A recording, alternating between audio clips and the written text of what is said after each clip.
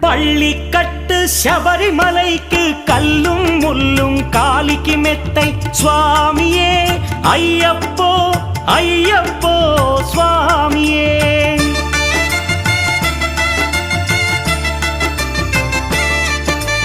பள்ளிக்கட்டு சபரிமலைக்கு கல்லும் முள்ளும் காலிக்கு மெத்தை சுவாமியே ஐயப்போ ஐயப்போ స్వామియే.